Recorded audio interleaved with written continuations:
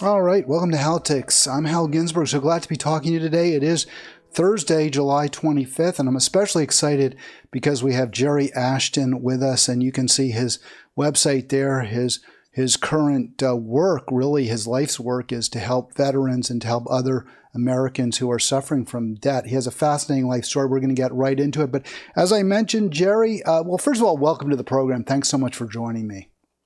Thank you. I'm happy to be here. Well, and I do want to give a shout out to Eileen Proctor, who brought you to my attention and who set up this interview. So, Eileen, I really appreciate you helping me out as I'm growing this channel, Halitics. And of course, thank you to Jerry. I mentioned that I always start, or at least I have in the past 8 months, 9 months, however long it's been since Israel launched its rapacious attack against Gaza. I really try to focus on the suffering of the Palestinian people, and specifically those in Gaza, for my program. So I'm not going to change that, but we're going to just briefly discuss it, and then we'll get into this question you see right on the screen there. Who would be better for vets? Both presidential candidates obviously want the veteran vote. Both are going to try to claim the mantle of veterans president. We're going to get into whether there is a clear choice for vets in just a moment with Jerry Ashton. But first, we will center the suffering of the people of Gaza. Specifically, this is from Roya News. There it is, the Saudi news service. And you can see from today's paper, there's a boy, and in the background is a man carrying a child in a blanket, presumably a dead child as a result of Israeli activity. And we always want to just give the numbers out. The raw numbers are horrific, although they don't ever tell the story. So I give the picture as well. But you can see there 30 more dead. They call them martyrs in the Arab news services. I don't really like that term. I don't think they're martyrs. They're just simply victims of a very, very cruel and powerful military that the United States is supplying. And that 30 dead is possibly an undercount because, as the Ministry of Health has noted, there are a number of victims that they may not have reached who may well be dead. So we just don't know the total number. This is just one more aspect of the horror of what Israel is doing with the help of the U.S. government. Jerry, that's not why you're here, but if you'd like to weigh in, if you have any comment on this at all, and specifically if it has impact on veterans, that's why you're here. I kind of put you on the spot, but as we discussed earlier, I always feel it's crucial to center the suffering of the American military as well as our closest ally, Israel, at this time. Well, the famous quote, "War is hell," is symbolized in what is happening in Jerusalem right now. And it's a disgrace when ideologies take over. And then when ideologies employ the military to carry out their ideology ways of looking at things. I'm not a very neutral person, and certainly not when it comes to war. I'm not a very neutral person when I see people suffering. Other than that, all I can do as an individual is vote for the people who see more in my direction, more in my fashion of saying the proper use of force, limiting damage. First of all, it shouldn't be force to begin with. If you're going to have it, this so-called collateral damage of veterans and holy sites and homes and businesses, that's not war. That's an imposition of a viewpoint that sees somebody lesser than they are, and that just goes on around the world. That's what happened in World War II. There was a master state, and anybody other than that was the lesser. Well, the master learned that the lesser was the master, thanks to America and its allies. So, yeah, I'm here to talk about veterans, especially veterans who are suffering or can be suffering from just being in the service to begin with, much less being on the battle lines. And you So, yourself are a veteran. So how did that affect your decision to, I guess, leave the private sector? It's a fascinating story. You were actually a debt collector after you were discharged, I assume, from the Navy. And then you made a decision, no, this isn't what I want to do with my life. Do you want to maybe just to discuss that personal journey a little bit, Jerry? Let's give some context to this. I'm Jerry Ashton. I have an organization called End Veteran Debt. That's endveterandebt.org.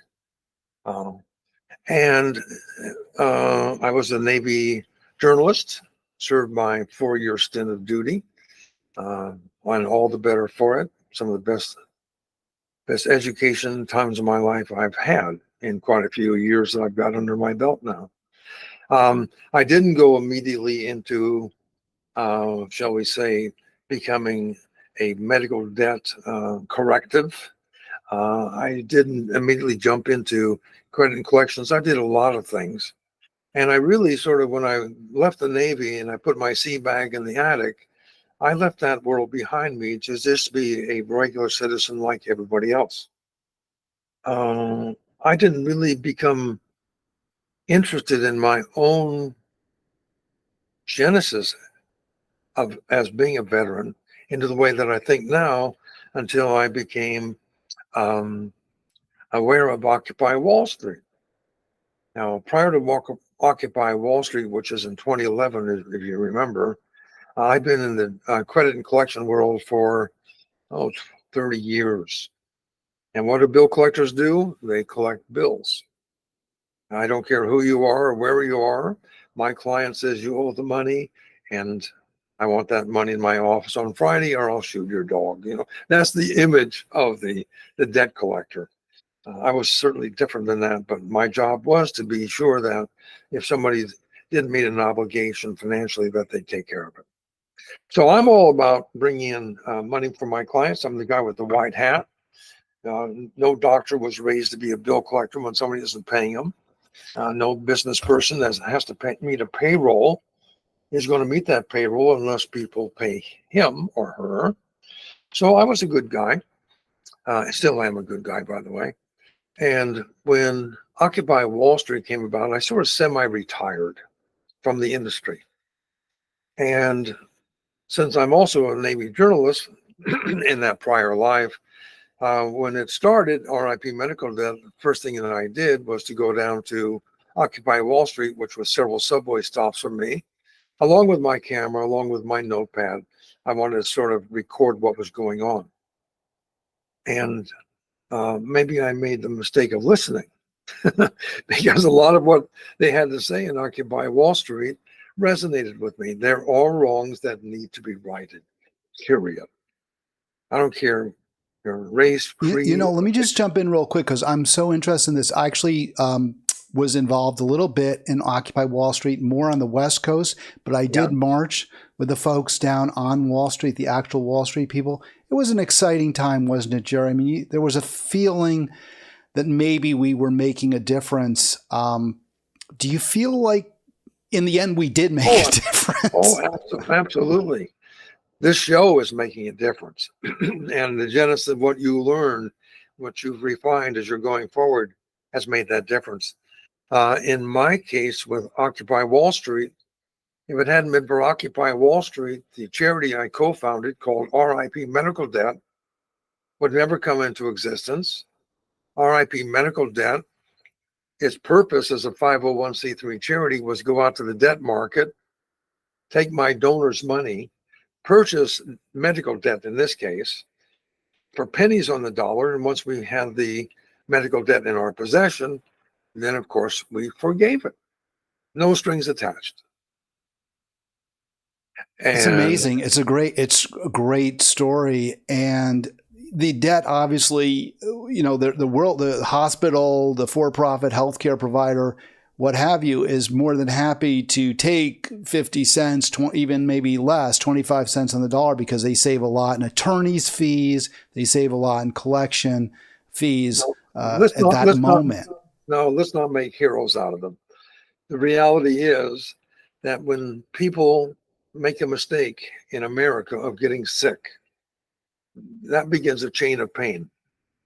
Assuming, of course, you're not fully covered, etc. You're not a government. You're not a senator with everything taken care of. You're a human being paying for insurance, much of which has holes in it and all the rules and reasons why they're not going to take care of something. I don't have to tell your audience that, I'm sure. So, as a charity, because Craig Antico, who worked with me in the collections industry, we co-founded RIP Medical Debt. But in Occupy Wall Street, what we did is we put our talent and our information, our knowledge to work for Occupy to make something apparent. And I can guarantee you in 2014, no, excuse me, 2011, nobody talked about medical debt. And Occupy said, you've got to pay attention here. There's medical debt, it's destroying people's lives. And we need to stop that. No civilized country should ever allow a citizen to go bankrupt just because they got sick or hurt. Well, I resonated with that, and I'm a bill collector.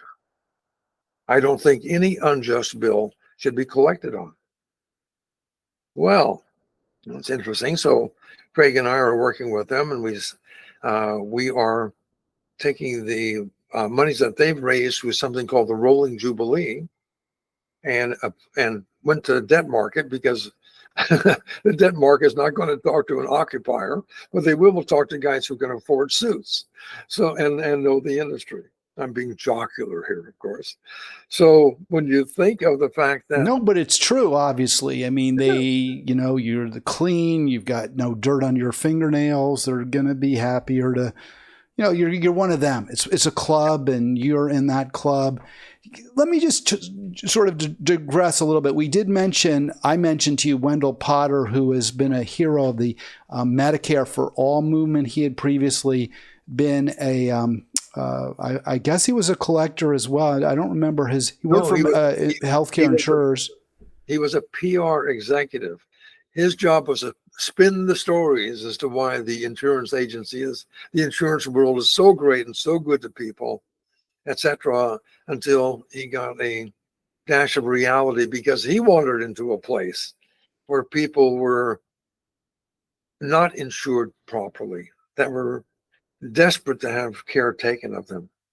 And I won't go into his story, but I can tell you that experience caused him to turn around in his thinking and rethink things, which is exactly what Craig Antico and I did. We rethought our roles. Which is similar to your journey as well, from going from debt collector to someone who wants to wipe out debt. Not exactly the same, because you recognize, I think we all do, that there are some debts that should be paid, right? I mean, if there are certain times you borrow money, you're starting a business or what have you, you should pay the money back. But we don't believe that should be the case for when you are sick or your family.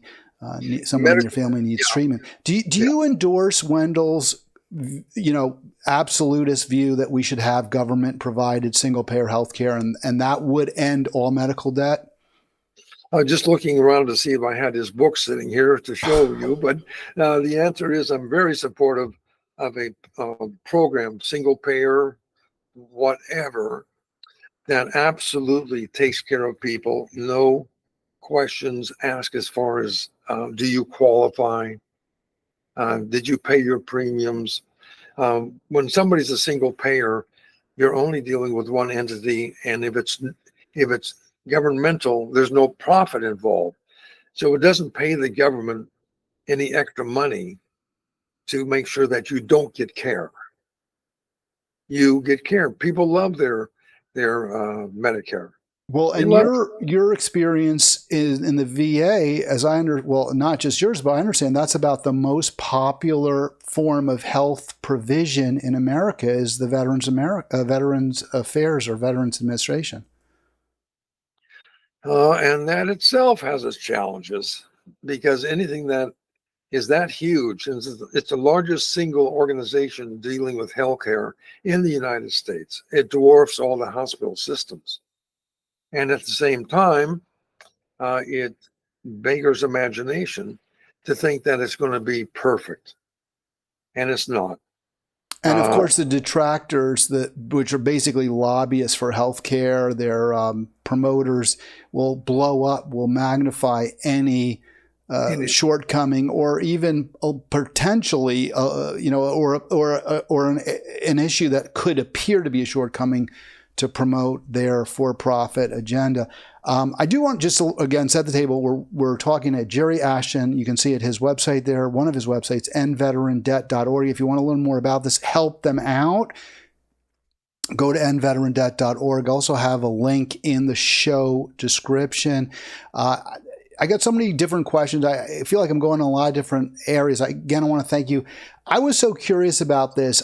Well, first, in terms of the VA, one thing that surprised me is I always thought of it as a single payer, but not everything is covered, right? It has to be service connected. Is that correct? So if you get cancer that isn't in any way related to your care, your service, you're on your own.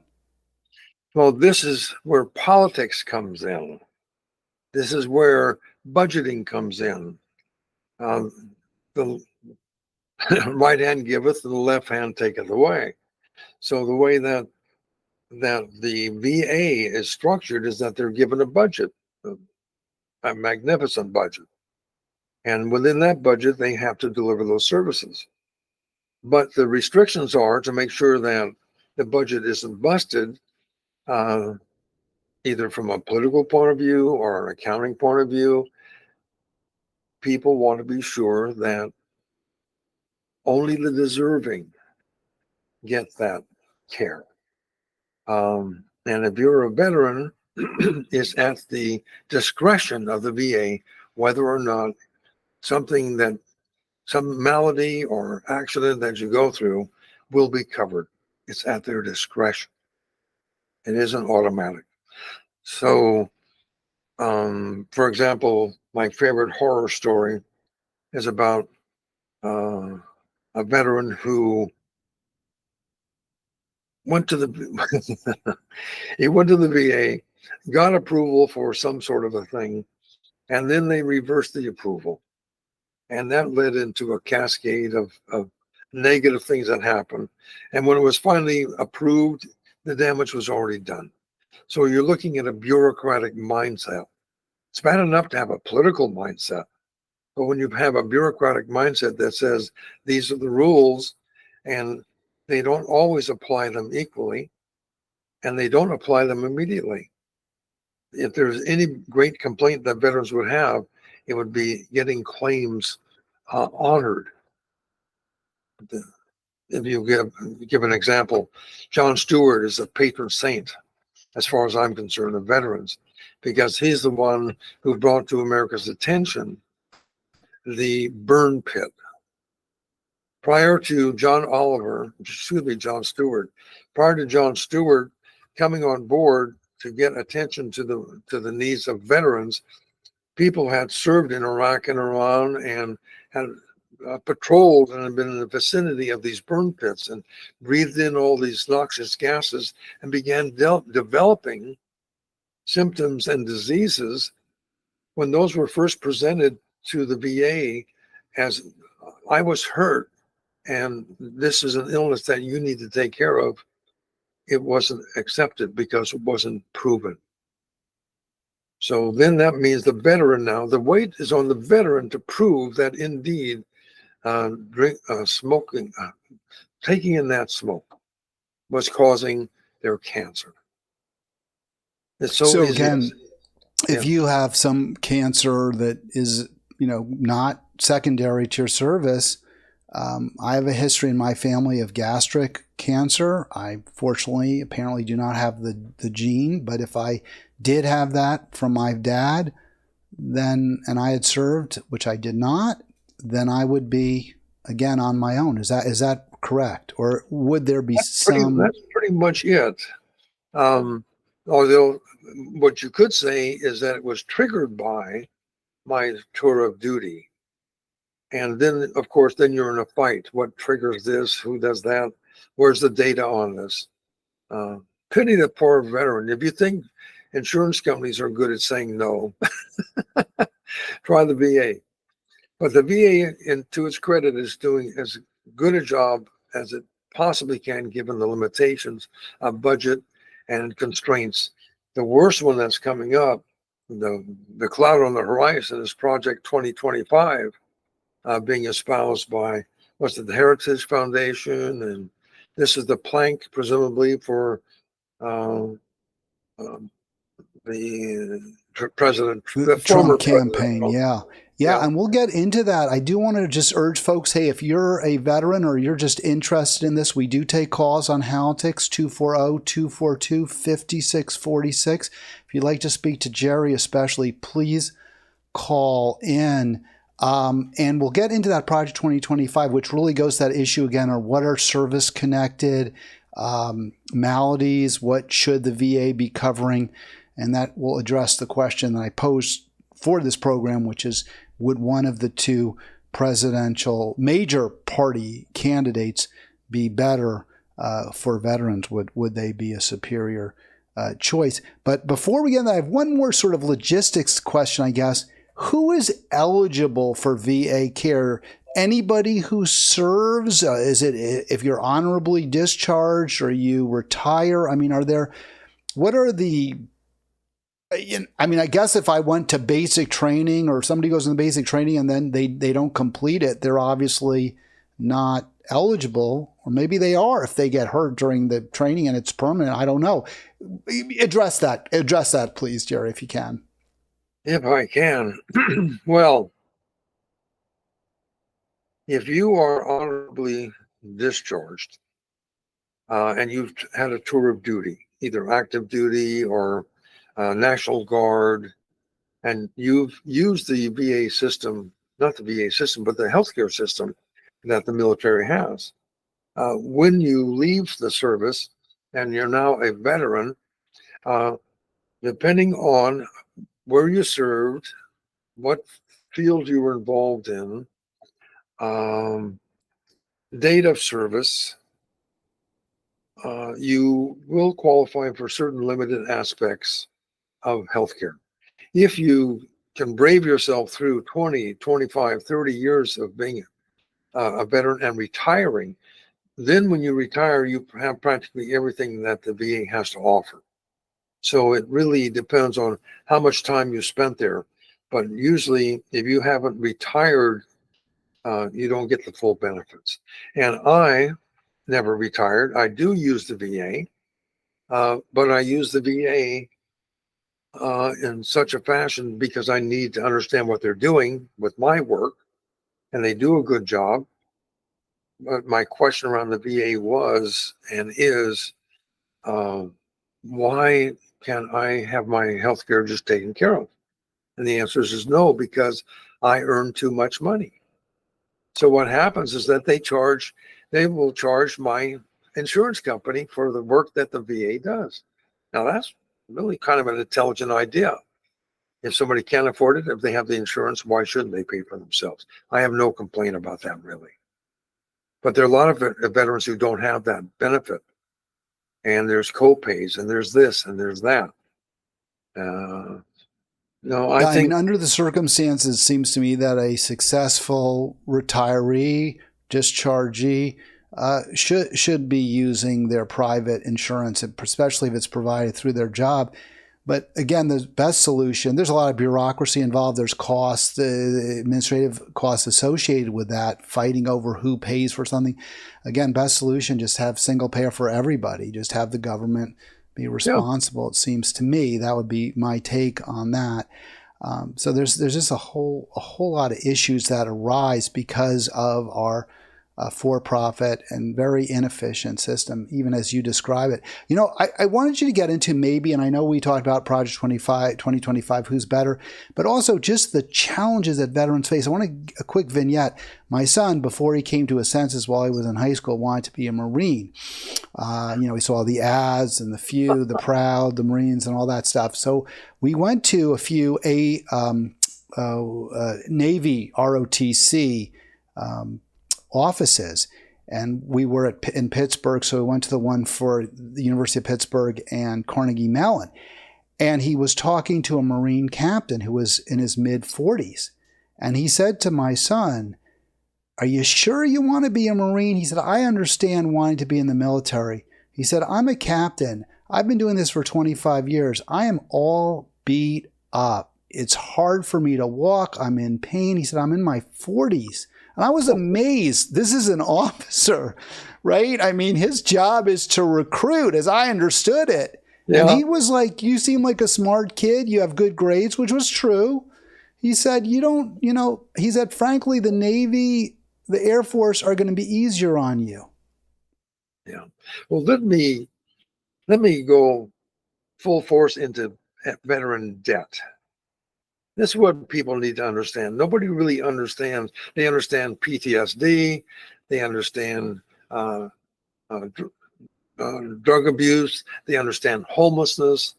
They understand isolation, and all the horrible things that are experiences the veterans, much more so than the civilian.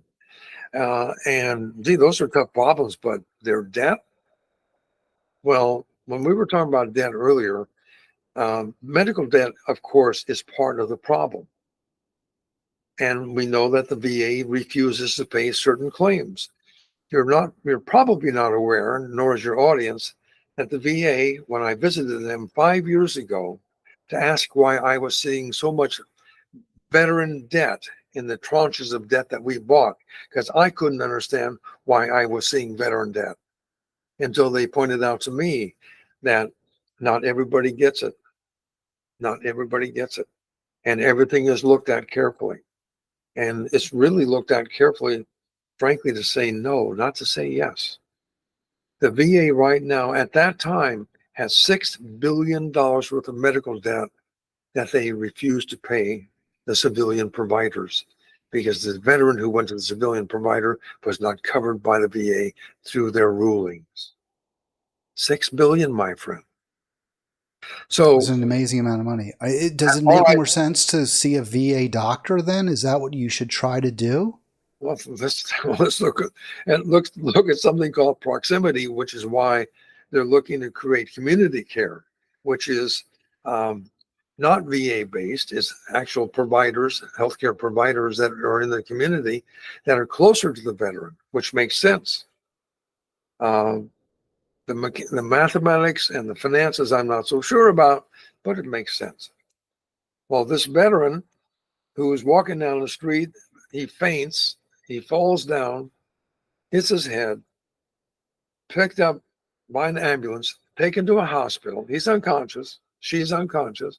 Goes to the hospital. They wake up on a gurney, and whatever needs fixing is fixed. And they go home.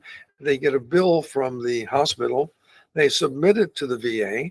The VA says, "You had an accident. That's not service related."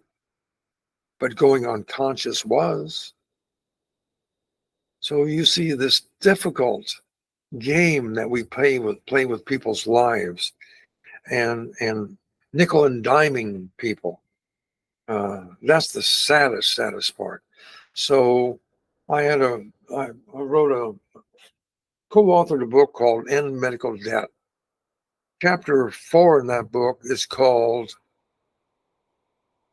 No Thank You for Your Service. And in it, I outline several veterans who'd gone through this tragic attempt to be paid for something that was service related, but was judged to be not service related. I suggest you buy that book. Or if you go to endveterandebt.org, write me, Jerry at endveterandebt.org. I'll send you chapter 4 free, just so you can become aware of it. All right, so there it is. And we'll put those links again. There are in the description to go to endveterandebt.org, and you can get chapter 4 of Jerry's book for free. But we'll put more information in the description for you after the program. That's really important stuff, Jerry. And again, if you're a veteran, it's especially, I think, relevant. And what we're talking about there also, just like the rough and the wear and tear that especially infantry go through, they may fight. I could easily, right? The VA may say, well, you know, that arthritis, you would have had it anyway, right? I mean, it's not a given they're going to take care of you. Yeah. If you take a look at Project 2025, this is where they get the scalpel out. And everything I've read about Project 2025, the good part is that they want to improve. They want to see things done better. They want it automated. And then ideology gets in. Then politics gets in. Then conservatism, whatever that means to people, gets in. I would rather conserve a dollar and see you die. That's what kind of a rationale is that? I just don't understand it. So when I decided to leave RIP medical debt, which by the way, up to this point has abolished $12 billion worth of medical debt for close to 8 million Americans. That came out of Occupy Wall Street because two bill collectors walked into Occupy Wall Street and listened to what was going on. They walked in as bill collectors. We walked out as debt forgivers. So people need to listen. They need to hear. They need to understand more clearly, not through the lens of their politics or even their religion, but through humanity.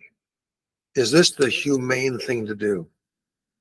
Do you feel like the politics gets mixed in on both sides? I mean, certainly we see it on the Republican side, right? I mean, you know, we're both, I guess, liberal, maybe. I don't know if you would use that term. I don't even know if I'd use it to describe myself, but you know, we tend to, I guess, believe government should provide solutions, should be there to help people. But do you feel like even on the left, people are viewing, you know, they let the politics get in the way of solutions? Absolutely. Absolutely. I'm probably an extreme centrist. My job is to look at both sides, to choose the best from both sides. You know what? We can't give everybody weight reduction pills, not at $100,000 a dose. I'm sorry. I don't care how you got that way, but our budget could not afford that. Our budget for healthcare right now is twice that of any other nation, and we get less for it in return for that. So I can understand wanting to be conservative. That's a good idea. We're going to conserve our resources and use them properly. But then you see the politics getting written into it, because and I've written page after page after page of all these articles I've read about 2025. I downloaded 2025. I've gone through that, and it's always tinged with, they're the bad guys. Anybody who doesn't believe in what we believe in, they're the bad guys. We're going to bring, I don't know what it is they're bringing to the table, but we're going to bring our form of sanity or insanity to the table, and people will adhere to that. We will fire anybody who doesn't agree with us. We will replace you with drones. Now, keep in mind, 30% of the payroll in the federal government is veterans. 30% of the government is veterans. And they're going to start cutting veterans out of not only the healthcare things that they need, but they'll start getting rid of those jobs. Now, yeah, let me jump in here. One of the issues I've heard from even very conservative service members, retirees, is that they're being cut out, right? That the decisions are being made by, I hate to use the term coming from the Soviet Union, apparatchiks, bureaucrats, faceless people who didn't even serve, don't have any affection for service members. So even a rock-ribbed Republican general would say, hey, these people, they stormed that hill. They endured that hail of bullets. We've got to take care of them. Well, take a look at the statistics. In the U.S., barely 8% of our population are veterans. 8%. Really only 1% since 9/11. These 8%, which is roughly 20 million Americans who are veterans, these people signed a blank check, just like I did once upon a time. Blank check, cashable by the government, up to and including my life. I'm willing to do that. When I come home, some of us they've cashed a check on some of us. They've used part of that money on some of the other ones. But no civilian is expected to move 3 or 4 or 5 or 6 or 10 times during their lifetime to meet different billets that the military has to fill. The homes that veteran families live in, the amenities, the facilities. And then when they get out, to be concerned about the fact that we're going to spend another, what, battleship? No, they don't have those anymore. Well, another carrier to take care of these. We've already used them. What's the point in that? I took a couple of snippets from the Project 2025 that you directed me to, and I really appreciate that. It's over 900 pages. So, bless you for going through it. I couldn't do it. But basically, they use these terms like conservative governance. And it seems like at first, maybe it's reasonable. They say here, starting with abortion services and gender reassignment surgery, that those should be rescinded. Now, leaving out the gender reassignment, we can argue about that or we don't. I don't get that about the abortion services. Lots of times, I mean, it seems to me that's so penny wise and pound foolish No, it's not even that. It's vindictive. It's carrying the policy. Just any virtue carried too far becomes a vice. What we have here is a vice, and the veterans are in that vice. When you took a look at what you just put up on that page, veteran-related services. Well, how many men and women have been raped in the military? What is this that we are telling women who are who are pregnant, service women who are pregnant, that you can't have that abortion, even though we know it's going to affect your military performance. It might even affect your life. It might even have you on lifetime disability, sucking more money out of the government. So it's just maddening to see what the political mind will do to make sure that it is in charge. That's what it really is, the command and control carried to the nth degree. I'm in charge of your body. I'm in charge of what you're going to be paid for. I'm in charge. Well, and I want to just put up this next page because I sort of started with something where you could maybe see the rationale. I don't agree with it. Of course, I think reproductive services should be absolutely covered, and reproductive rights are human rights. So I'm with you there, but that seems on its face to many probably reasonable. But then they go in here and talk about, and they're so dismissive of it. Some are tenuously related or wholly unrelated to military service, and they bring up Agent Orange and the burn pits. Jerry, I mean, that's because of your service that you have those conditions. How can they? It's I don't know what the word is. It's just wrong. It's dishonest. Well, let's take a look at something as simple as massage. There's an organization called Zeal. It's just a company, it's a civilian organization, for profit, that has a magnificent service of massage and massage for veterans. Because at one point in time, the VA said, well, guess what? We understand that the pain that veterans go through, rather than giving them medications and addicting them, why don't we give them massages? A hell of a lot cheaper. And it's not addictive. It may be pleasurable. It's not addictive.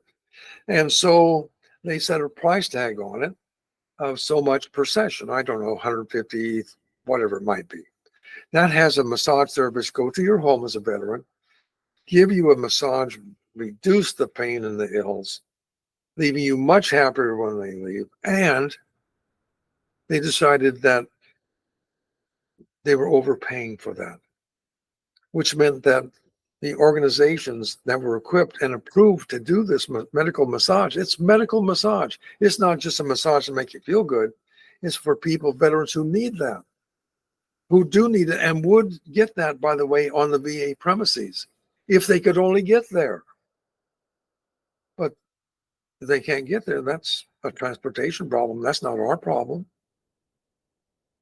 Yeah, very, very upsetting. And yeah, I mean, I don't know where to go with this. I mean, it's a very strong argument not to vote for the Republican in the election coming up. And I understand, Trump has sort of tried to distance himself from 2025, but this is what the Republican establishment is pushing. And obviously, if he's in power, he's going to represent that. Yeah. Be fair. Fairness requires me to say I'm often very disappointed in what Democrats do as well. But we know that, for example, and I don't know if you want to jump in on this, or I do want you to comment. My understanding is that in the mid 2010s, Bernie Sanders did tremendous work, bipartisan work, to clear up a lot of problems that the VA had been experiencing at that time. Well, thank God there are rescuers. Thank God there are people that have had enough of it and show up to do great things. But let me address something on the page right now. But the claim of this organization and this project 2025 is that what we'll do is we'll sort of preserve what's existing for you claimants, but anything in the future, we're going to really put a sharp scalpel to. Now, have you heard about the fact that the Navy and the Army and the Marine Corps and the Air Force have a problem in recruiting people? Just a small problem. Because if you're telling people that if you were a business and said, here's my business, and by the way, when you come to work for my business, we're going to move you 10 or 15 times during the 20 years that you're with us. We're going to do this and we're going to do that. We're going to subject you to all kinds of hazards that you'll never experience as a civilian. And by the way, when you retire from our company or if you leave our company, we're going to make sure that we don't take care of you then as well. What would be the success in hiring people if you had a company with that advertisement going out there? Well, that's what we're doing. I mean, a big reason there are so many volunteers is because of economics. They don't have people don't have opportunities elsewhere to make a decent living for themselves. So the military does provide some security. Yes. No question about that. How does this, if I can just sort of riff on that a little bit, as I understand it, maybe you can address this. Many folks in the military are non-American citizens. If they are honorably discharged or if, they serve their time, are they covered by VA? Who's this? People who are not American citizens. Oh, that's another rat's nest. I'm sorry to throw that in there, but it's in my mind. We take advantage of folks who aren't Americans. They serve in the military. They don't necessarily get, and I was discussing this with my son, you're not necessarily ever granted citizenship despite. No, as a matter of fact, they deport them. In too many cases, there's an organization called Deported Veterans. They serve our country, not theirs, obviously, because we don't own them. We owe them nothing, but they served in our armed forces. They were there to do what was necessary. And when they left the service, I don't know about the medical. I can't answer for that. But I can tell you that they're treated shabbily. Now, let me... I don't know where to go in our conversation because every time we pick up one string, it leads to another one, which is even more painful for the last. So let me talk about some good news. Remember how Remember how, children, when Jerry Ashton and Craig Antico started RIP Medical Debt, barely a dime between them. So we went through hell trying to get that thing started, 4 or 5 years, until we were discovered by John Oliver. John Oliver had a show, and his show was to out Oprah. And he decided the way to do that show and to get that mantle of daytime queen TV was to forgive debt. He got the idea that there's debt that you can forgive, gets a lot of attention. Well, didn't take long till they realized that comedians can't forgive debt. You have to be a real charity to do that. And so John Oliver contracted, HBO contracted with RIP Medical Debt, and we proceeded to take some debt that they'd already purchased. We took it as a donation, along with quite a few dollars from HBO to cover the postage, so we could send out forgiveness letters to all these people. And we went to work for him. So the night of his show, he talks about how he's going to out Oprah, and he says, we're going to use this charity, RIP Medical Debt. Our logo appears above his shoulder, he goes over to a big red button, he hits it, money comes down from the ceiling, and our website crashes. Ooh. That's awareness. That's awareness. What we need to do now, since Craig and I have left RIP and we're paying attention to veterans, what we want to do now is get the awareness for veteran debt equal to the awareness that we created for medical debt. 2011, nobody talked about medical debt. Today, you can't open a newspaper without seeing medical debt. Bankrupt from being sick. So many of those. Just Google Jerry Ashton medical debt, and you'll see what that was all about. Now you're going to Google Jerry Ashton veteran debt, and you'll find out that our job now is to take care of the people who took care of us. If people would donate to us, to give you an idea of how pennies on the dollar can make a difference, organizations that want to sponsor and work with us for as little as a nickel on the dollar, we can abolish $1 million worth of $1 million worth of veteran debt, payday loan debt, high credit card debt, all the debt that suffocates, debt of necessity, putting tires in that car and you couldn't pay the service station, all that debt. We're going to buy that for a nickel on the dollar and abolish it. We're going to slit its throat. We're going to take that burden off of a veteran's back. Now, what is the fringe benefit of that?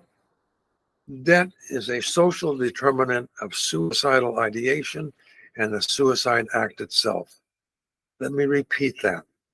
Debt, unpayable, unforgiven, burden of debt, weighing on the minds of our veterans on top of everything else they're dealing with, is the final straw.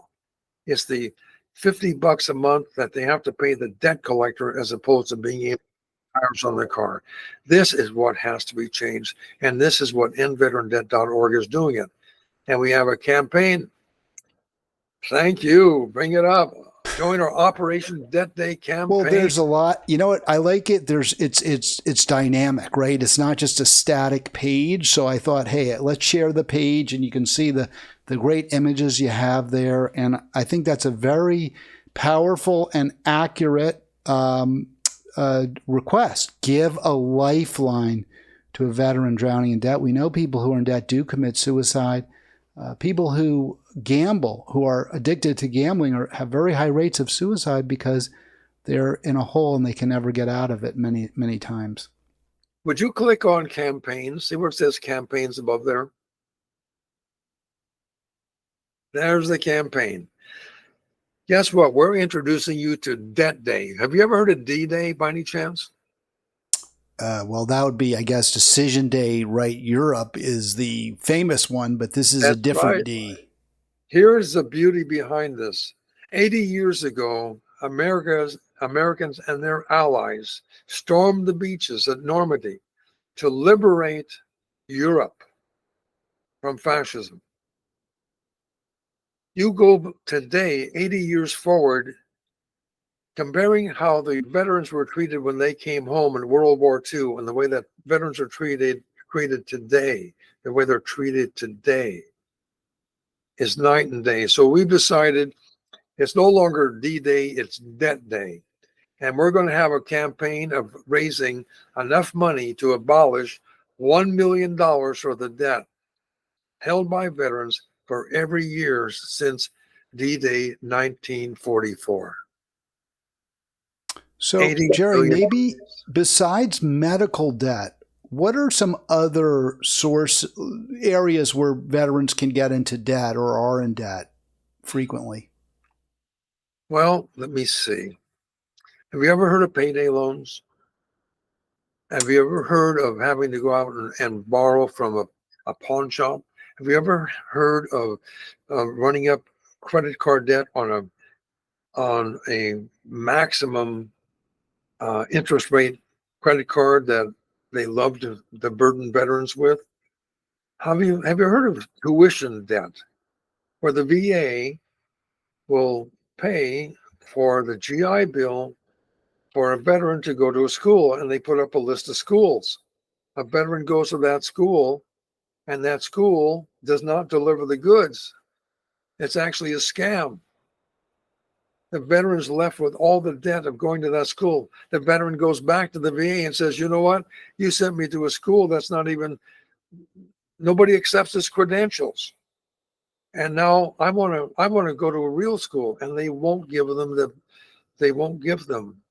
the funds to go to a real college, university, or trade school. That's just an example of the different things. If you go to our website and look into our about and hear this, the stories that we tell about people that are burdened by debt will never see the light of day unless you and I step up and get rid of it. So we're going to the campaigns where we act globally, we think globally across the country, and we act locally. We're working with local veteran campaigns, local veteran organizations, and civilian organizations that help out veterans. That's what we're doing now, and we need your help in that. Well, more power to you. And again, what little I can do, I fear I'm not, I don't have the reach of John Oliver or John Stewart, but we do the best we can. Obviously, we all do what we can, and you're doing tremendous work to help men and women who served our nation. So put their lives at risk, in many cases, their health. So I think this is just it's tremendous work, Jerry. Do you think? Well, let me say it a different way. Let me ask you this, because some of the issues you talk about debt, whether it's the payday loans, or even I'm sure there's some veterans who have gambling addictions. Are those often secondary to the service? In other words, does the service, can conditions that arise from being in the service cause these problems that we are now addressing? Take a look at the fact that veteran suicide is twice that of the civilian population. PTSD off the charts. This wasn't, when you go to your office every day, and everybody goes to their office or their work, whether it be blue collar or whatever, you do not go through what veterans go through. When you have been placed in the position of having to see inequities, death in front of you, not only of your fellow service member, but of the people that, for whatever reason, are the enemy, when you see that, you bring it home with you. You suffer from that. And it takes sometimes years. What the Project 2025 says, wants to put a cutoff, wants to make sure that anything that happens to your brain after you've been out of the service for 10 years isn't going to be taken care of. It can be a backlash for 15, 20 years on out. And we have a responsibility. We have a responsibility. We have a debt to pay the veterans, not vice versa. All right, Jerry, we're coming up on the end of the program. It's been really informative, edifying for me. let me get, we've done this before, but just turn it over to you, or the specific area you want to go. Promote your book again. We've got the website up there. We've got the information and the link to the program. Anything else? Any appearance maybe you've got coming up? I don't know. Well, the way I want to appear is appear to be another great guy. Thanks to you guys donating to End Veteran Debt, so that Craig Antico, whose company ForgiveCo, which is a public benefit corporation, working together, our job is to clean up after the mess that the VA has left behind it and America has left behind it.